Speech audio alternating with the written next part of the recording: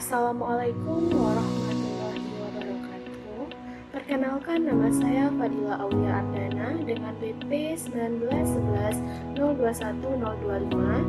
kelas 4A dan 4 akuntansi. Baiklah, pada kesempatan kali ini saya akan membahas mengenai saham dan nilai saham pada week 3, indeks harga saham dan corporate action pada week 4. Terlebih dahulu saya membahas mengenai saham dan nilai saham. Nah, kita harus tahu dulu apa sih itu pengertian dari saham.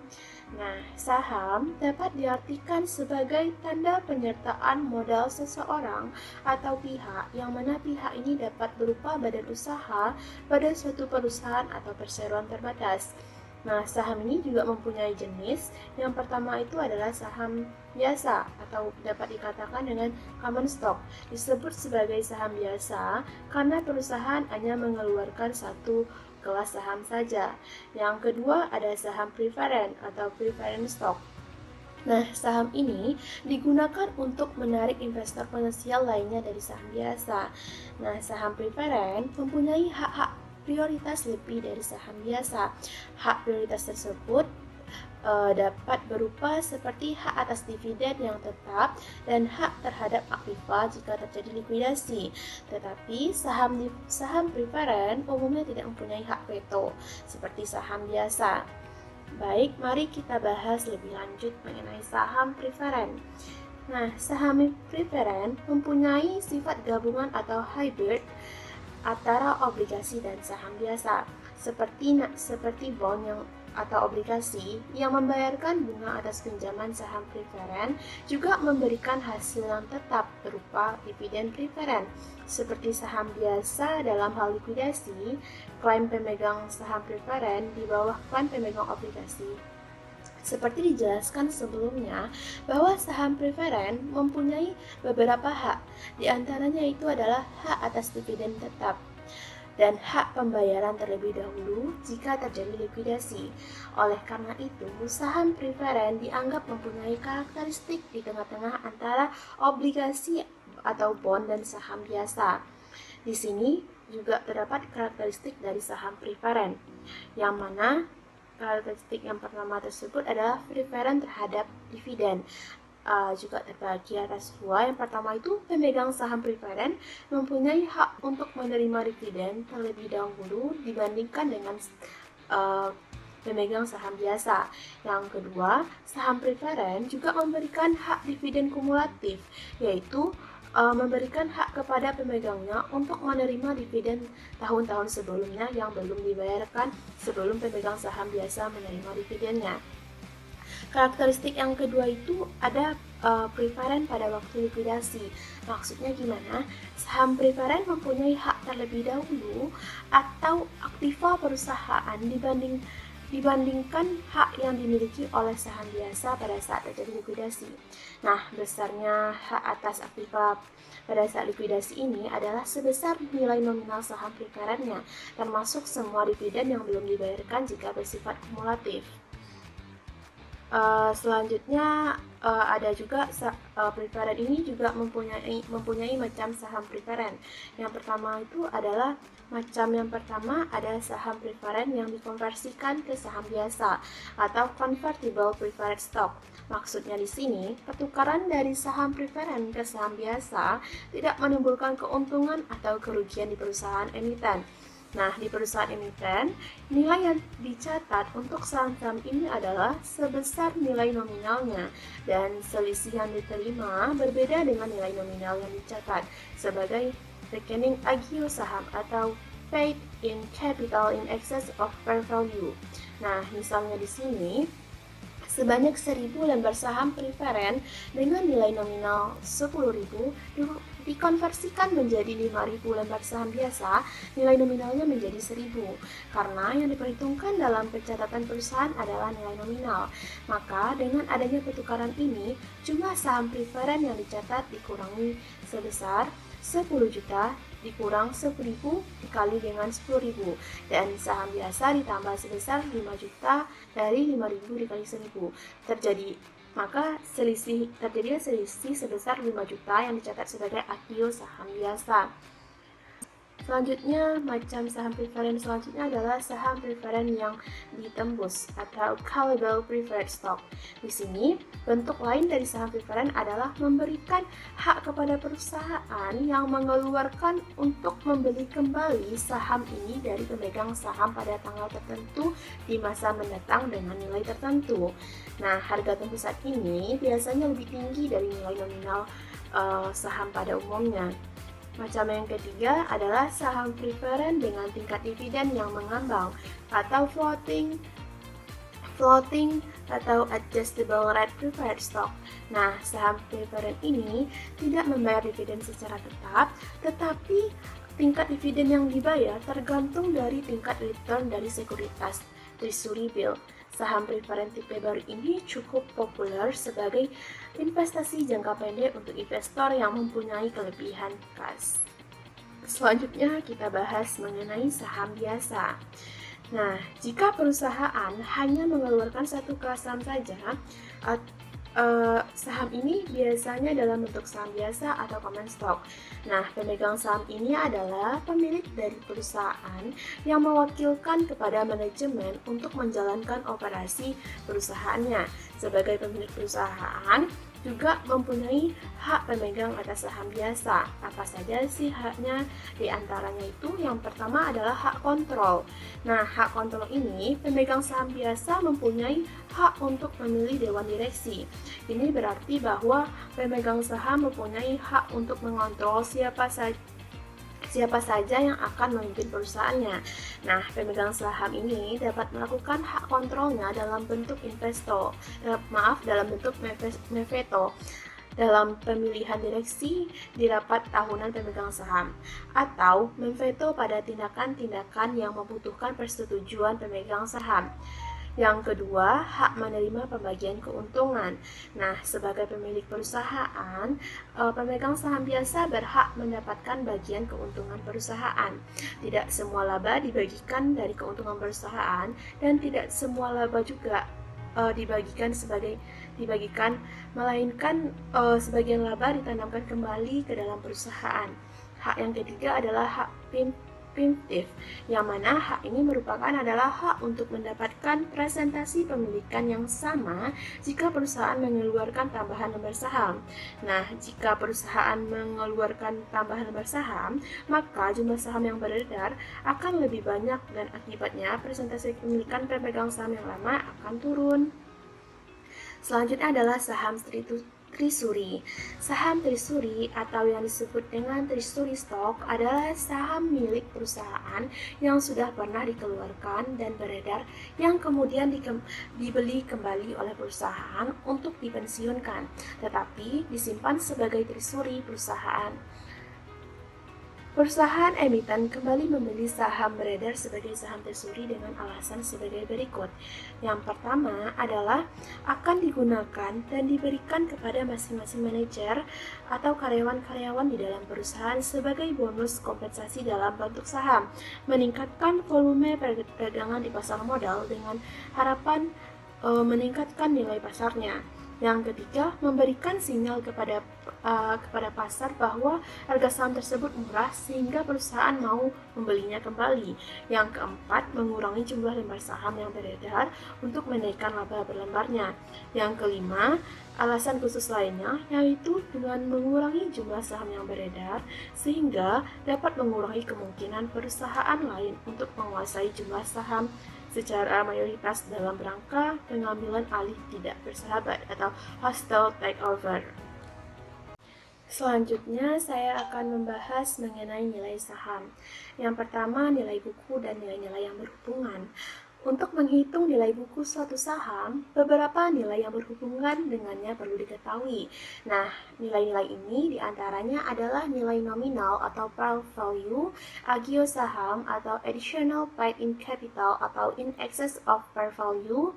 Yang ketiga, nilai modal yang disetor atau paid in capital dan laba yang ditahan atau retained earnings. Nah, yang pertama itu adalah nilai nominal. Nilai nominal atau par value dari suatu saham merupakan nilai kewajiban yang ditetapkan untuk tiap-tiap lembar sahamnya. Nah, kadangkala suatu saham tidak mempunyai nilai nominal, Dewan Direksi umumnya menetapkan nilainya sendiri atau state value pada per lembarnya. Jika tidak ada nilai yang ditetapkan, maka dianggap sebagai modal secara hukum adalah semua penerimaan bersih yang diterima oleh emiten pada waktu mengeluarkan saham bersangkutan.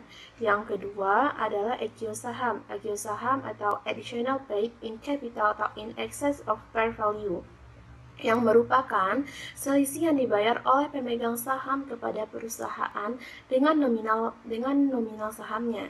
Misalnya, nilai nominal saham biasa per lembar sahamnya adalah 5.000 dan saham ini dijual sebesar 8.000 per lembarnya. Maka agio saham per lembarnya adalah sebesar 3.000. Nah, agio saham ini ditampilkan di neraca dalam nilai totalnya, yaitu agio per lembar dikalikan dengan jumlah lembar yang dijual. Yang ketiga adalah nilai modal yang disetor. Nilai modal yang disetor atau paid in capital merupakan total yang dibayar oleh pemegang saham kepada perusahaan emiten untuk ditukarkan dengan saham preferen atau dengan saham biasa. Nah, nilai modal disetor ini merupakan penjumlahan total nilai nominal ditambah dengan agio saham.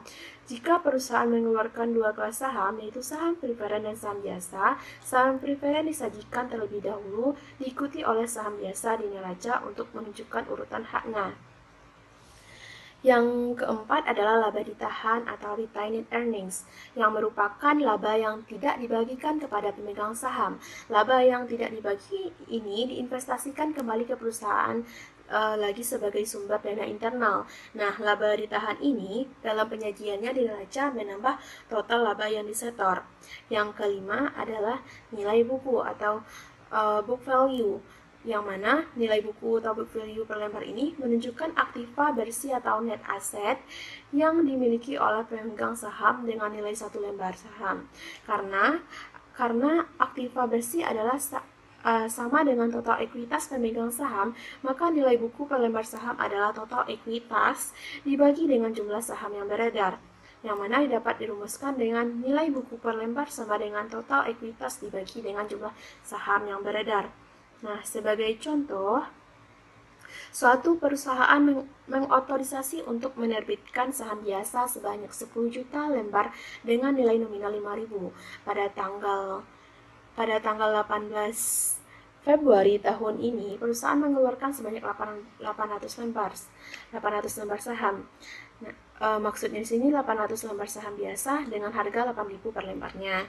Nah, dari penjualan saham biasa ini, perusahaan mendapatkan kas sebesar 6,400 M atau dapat dirumuskan dengan 800.000 lembar saham dikali dengan 8.000, yang mana terdiri dari modal saham biasa 800.000 lembar dikali dengan 5.000 sama dengan 4 M, agio saham biasa 800.000 lembar dikali dengan 3.000 dapat 2,4 M, dan total kas yang diterima adalah sebesar 6,4 M. Nah, selanjutnya kita akan membahas mengenai nilai pasar. Nilai pasar atau market value adalah harga saham yang terjadi di pasar bursa pada saat tertentu yang ditentukan oleh pelaku pasar.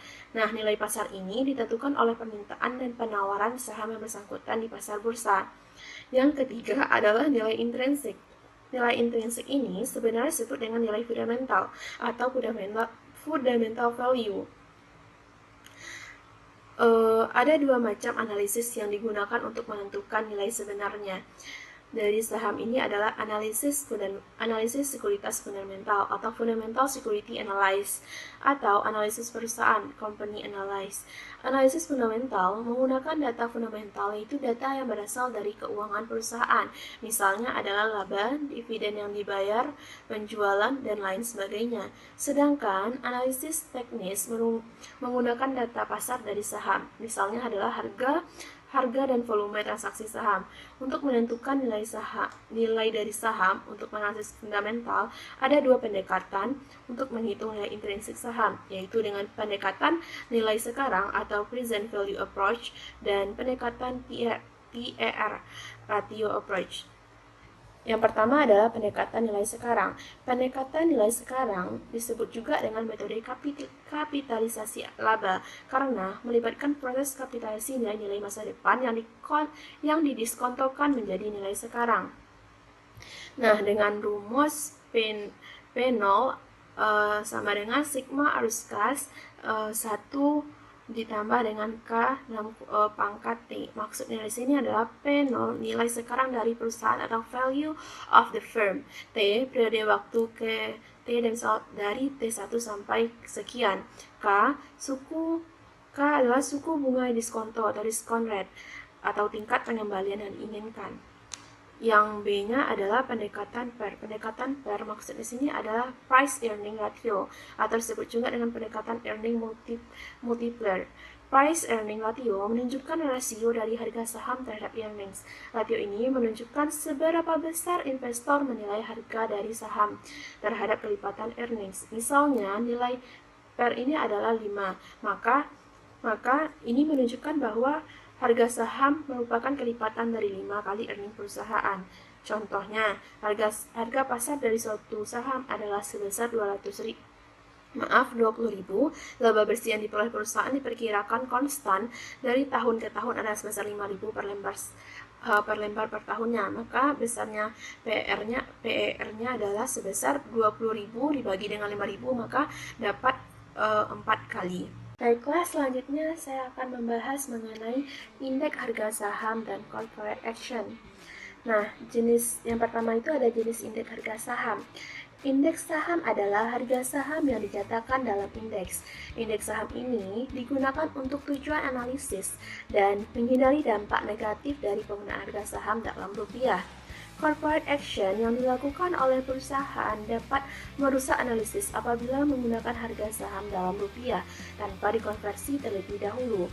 Dengan menggunakan indeks saham dapat dihindari kesalahan teknis walaupun tanpa koreksi. Setiap bursa efek akan menetapkan angka basis indeks yang berbeda, yaitu ada yang dimulai dengan basis 100, 500, dan 1000. Jenis indeks dapat dikelompokkan menjadi 3, yaitu indeks harga saham individu, indeks harga saham parsial, dan indeks harga saham gabungan.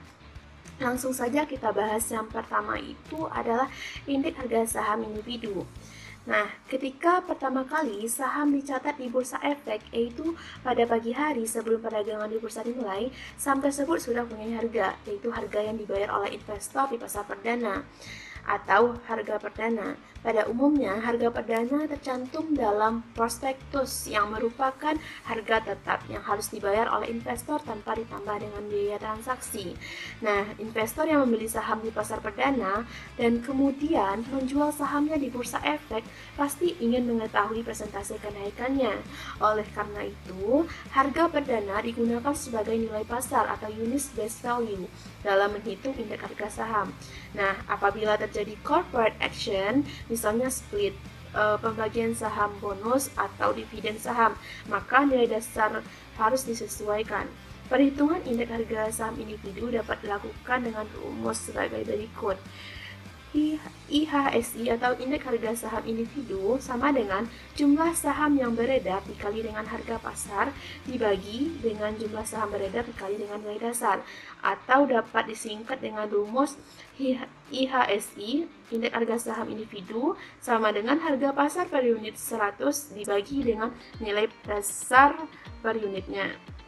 Nah, sebelum transaksi pertama terjadi di bursa efek, saham tersebut diberi indeks harga 100 sebagai angka dasar. Kemudian, ketika jam perdagangan mulai berlangsung dari pagi pukul 10 sampai berakhir dengan pukul 16.00, sudah pasti puluhan kali harga terbentuk dalam transaksi ke hari bersangkutan. Nah, dari sekian banyak harga yang terbentuk, lalu dibagi menjadi 3, yaitu harga terendah, harga tertinggi, dan harga penutupan. Ketiga jenis harga tersebut tertera dalam daftar informasi perdagangan efek harian atau DIPE yang diterbitkan oleh bursa. Indeks harga harian ini dihitung berdasarkan harga pasar penutup atau closing price. Nah, adapun manfaat dari indeks ini yaitu sesudah split atau pembagian saham bonus, harga saham dalam rupiah turun dari misalnya seperti 24.100 menjadi 10.200 8.000, di 250 dan 13.000. Nah, sehingga investor tampak menderita kerugian. Sebenarnya, investor tersebut mendapatkan keuntungan yang besar karena jumlah saham yang diterima lebih banyak, yaitu 3 kali lipat sesuai dengan kenaikan jumlah sahamnya. Nah, berdasarkan contoh di atas, tampak bahwa satu saham sama dengan harga pasar, yaitu 24.100. Dengan mendapatkan 3 unit saham baru yang berasal dari 1 unit hasil split dan 2 unit saham bonus. Jadi jumlah saham yang dimiliki investor menjadi 4 unit saham dengan harga pasar 10.200 atau totalnya sebesar 40.800. Nah, keuntungan investor dari adanya split ini, pembagian saham bonus adalah sebesar 40.800 dikurang dengan 24.100 dikurang 16.700 atau sama dengan 69.396. Jadi, salah besar jika membandingkan harga 24.100 dengan 10.200 karena akan negatif atau investor merugi. Nah, oleh karena itu, jangan gunakan harga dalam rupiah, tetapi gunakanlah indeks harga saham untuk mengetahui untung rugi atas tindakan corporate action tersebut. Nah, jelas sekali di sini bahwa indeks harga saham akan meningkat tajam sesudah split atau saham bonus, dan kenaikan tersebut berarti menguntungkan investor. Nah, perhitungan return saham dengan cara membandingkan harga saham sekarang dengan harga saham masa lalu dapat dibenarkan apabila selama kurun waktu tersebut tidak terjadi corporate action atau harga sebelum corporate action disesuaikan terlebih dahulu. Nah, apabila terjadi corporate action, maka ada 2 cara yang dapat ditempuh untuk menghitung return saham. Yang pertama itu membandingkan indeks harga saham individu, yang kedua membandingkan harga saham setelah disesuaikan. Nah, selanjutnya kita bahas mengenai indeks harga saham parsial. Nah, setiap pihak dapat menciptakan indeks harga saham yang terdiri dari beberapa jenis saham untuk kepentingan sendiri. Apabila indeks harga saham parsial tersebut ternyata baik digunakan sebagai pedoman oleh investor, maka indeks tersebut harus laris di perdagangan. Misalnya indeks Nikkei 225 adalah indeks dari 225 jenis saham di Jepang, dan indeks SOP 100 adalah indeks gabungan dari 100 jenis saham di Amerika Serikat. Nah, indeks harga saham parsial tersebut lebih laku diperdagangkan daripada indeks harga saham gabungan atau composite index. Nah, dapat digunakan rumus untuk menghitung indeks harga saham parsial, yaitu indeks saham 100 sama dengan 100 sigma kapitalisasi pusar dibagi dengan 100 sigma nilai pasar dikali 100. Indeks 100 ini maksudnya yaitu jumlah kapitalisasi pasar dari 100 emiten dibagi dengan jumlah nilai dasar dari 100 emiten, kemudian dikalikan dengan 100 sebagai angka dasar. Selanjutnya itu kapitalisasi pasar sama dengan saham beredar dikali harga pasar per unit saham. Selanjutnya itu total nilai dasar sama dengan jumlah saham beredar dikali nilai dasar per unit. Nah, indeks 100 berarti indeks dari 100 unit saham. Nah, selanjutnya kita masuk ke dalam pembahasan indeks harga saham gabungan atau IHSG. Nah, indeks harga saham gabungan ini atau Composite Stock Price Index merupakan indeks gabungan dari seluruh jenis saham yang tercatat di Bursa Efek. Nah, indeks harga saham gabungan atau IHSG diterbitkan oleh Bursa Efek. Sementara itu, pihak di luar Bursa Efek tidak tertarik menerbitkan IHSG karena indeks tersebut masih kalah manfaatnya dengan indeks harga saham parsial, seperti untuk keperluan hedging. Cara penghitungan IHSG sama seperti indeks harga saham parsial, yang berbeda hanyalah jumlah emitennya. IHSG dihitung setiap hari atau setiap detik selama jam perdagangan sesuai dengan kebutuhan. Selanjutnya adalah angka dasar. Angka dasar ini adalah angka yang ditetapkan oleh Bursa Efek, dan setiap Bursa Efek dapat menggunakan angka dasar yang berbeda, seperti Bursa Efek Surabaya atau BES menggunakan angka dasar 500, sedangkan BEJ, Bursa Efek Jakarta, menggunakan angka dasar 100. Pada awalnya, Bursa Efek Surabaya ini menggunakan angka dasar 100, tetapi kemudian mengubahnya menjadi 500. Oleh karena itu, para analis efek harus berhati-hati terhadap indeks harga saham tertentu yang angka dasarnya mengalami perubahan. Nah, selanjutnya kita masuk ke dalam corporate action. Corporate action adalah tindakan perusahaan untuk melakukan hal-hal seperti yang pertama itu adalah panggilan rapat umum pemegang saham atau RUPS, yang kedua pengeluaran saham melalui right issue, yang ketiga pengeluaran saham baru melalui warrant, yang keempat pengeluaran saham baru melalui convertible bond, yang kelima menambah jumlah saham melalui split, yang keenam menambah jumlah saham melalui saham bonus, yang ketujuh menambah jumlah saham melalui dividen saham.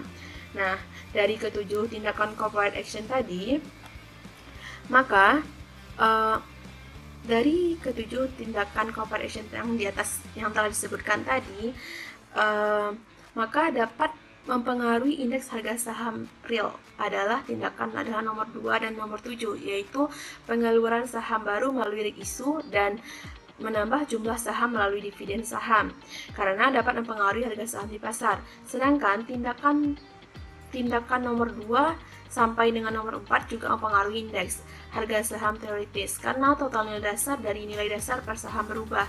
Tindakan nomor 5 sampai dengan nomor 7 tidak mempengaruhi indeks harga saham teoritis karena total nilai dasar tidak berubah atau perubahan nilai dasar per saham seimbang dengan perubahan harga pasar yang disesuaikan. Nah, langsung saja kita bahas masing-masingnya. Yang pertama itu adalah right issue.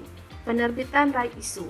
Setelah perusahaan berhasil menambah modal melalui penawaran umum kepada masyarakat tetapi masih juga kekurangan modal, maka perusahaan dapat mencari tambahan modal melalui emisi berikutnya, yaitu right issue.